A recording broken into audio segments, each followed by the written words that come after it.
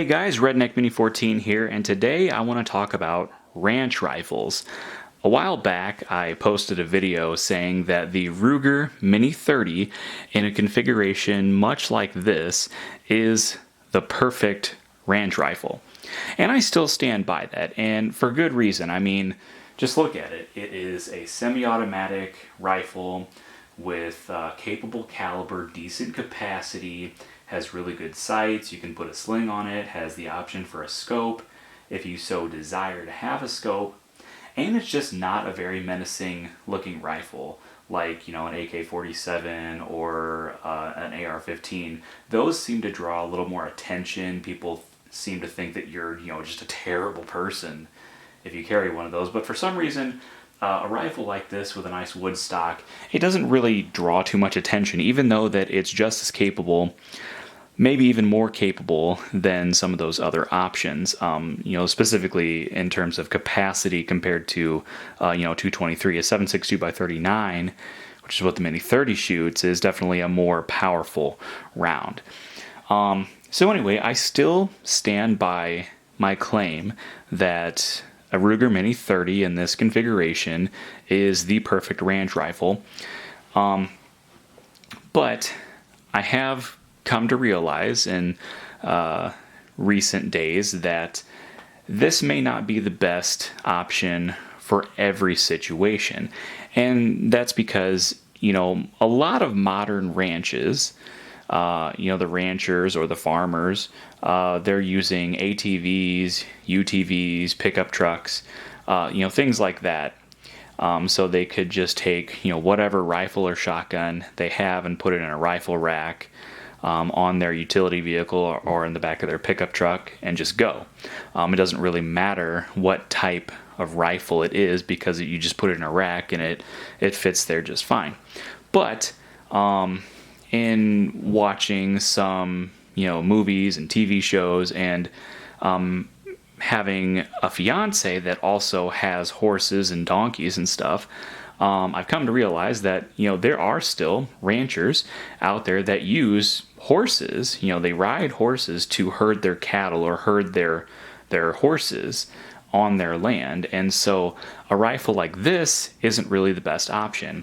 The reason for that is because semi-automatics like this one or an AK, something similar, with a big charging handle sticking out the side, they don't really lend themselves very well to rifle scabbards like you would mount or hang off the side of your saddle, because that's really the ideal way of carrying a rifle or a shotgun with you when you're on horseback. Now, yes, you could just sling an AR-15 or whatever you want on your shoulder or across your back and go, hop on your horse and do whatever you got to do. Yes, you could do that, but that's not really recommended. In fact, I don't recommend that, because if you get thrown from that horse for any reason and you land on your back or on your side and you land on your rifle or your shotgun, you could cause significant damage to both yourself and the rifle.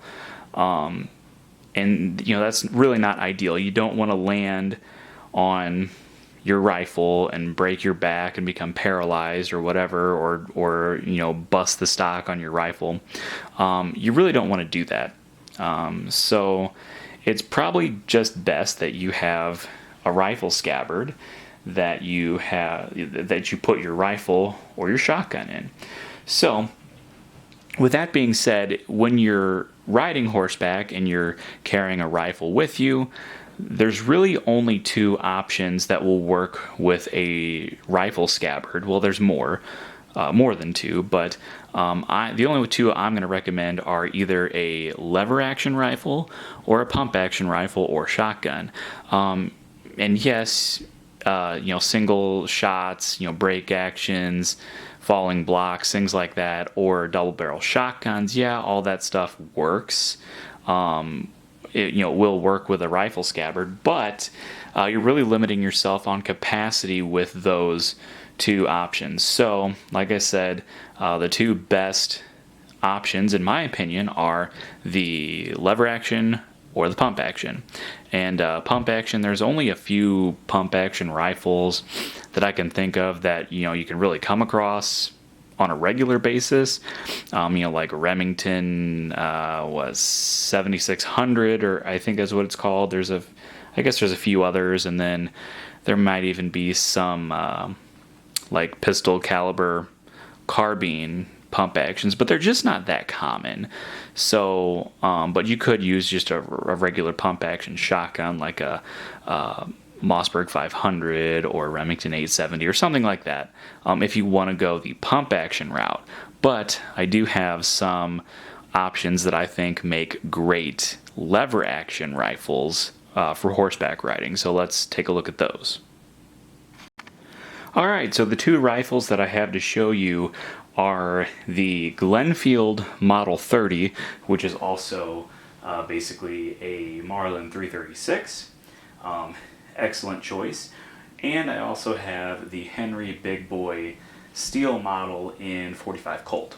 So, like I said, lever actions are probably my number one choice for rifles to be carried on horseback for a number of reasons. One, they fit in the scabbard a lot better than a semi-automatic or some other types of rifles like bolt actions. They're a quick action, maybe not necessarily as quick as a pump action, but they're definitely quicker than a bolt action.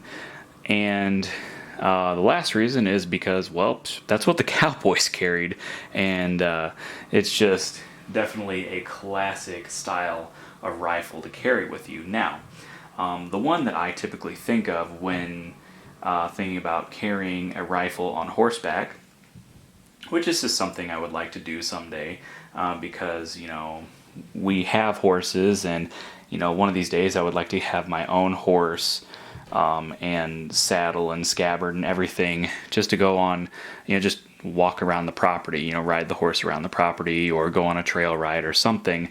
I think that'd be really fun. I personally would go for some sort of Marlin 336, like this one here. This particular one is in 30-30. I do have another 30-30 Marlin. It's very similar, only that one has a scope. But I think maybe a little bit bigger caliber would be a lot cooler. So I would like to get a 35 Remington. If Ruger ever makes the 35 Remington again with their new, redone Marlins that they're coming out with, I would really like to get one and just see how it holds up to my other Marlins, and that would probably be my personal horseback riding rifle. Another option, and this is just one of many options, would be a pistol caliber carbine lever action. So you have more capacity. The ammo, well, depending on the caliber, I guess, could be cheaper than buying 30-30. And so this is 10 rounds versus 6 rounds. Or there are, smaller, like carbine size that I think holds 6 or 7, a 45 Colt, 357, or 44 Magnum. But having that extra capacity, with the 10+1 on the 45 Colt is definitely a good option. And they're just, they're smaller cartridges. They're easier to load than the longer 30-30 or 35 Remington, 45-70, whatever rifle caliber lever action that you have. But there's just something about the pistol caliber carbine that it's just a cool gun to have. So that would be another great option. And the bonus of that is, there you get more capacity, the ammo's cheaper, easier to load, but you could also pair it with a revolver. And what better revolver to use than a single action army clone or look-alike like this Ruger Vaquero. So this would just be an excellent sidearm to use. And like I said before, with You know, like you could put a rifle, sling it over your back, and use that. But I really wouldn't recommend that. But a pistol or a revolver on your hip, if you fall, the chances of you significantly hurting yourself with just a smaller gun on your hip versus a larger gun on your back or on your side, it's a less of a chance for you to significantly hurt yourself if you fall off that horse. And of course, if you don't want to go with a revolver, you could also go with a good 9mm pistol like this Smith & Wesson 5906, or you know, a 1911 or a Glock or a Beretta or whatever you want. You could always have a sidearm and then have your horseback ranch rifle, whatever you want to call it.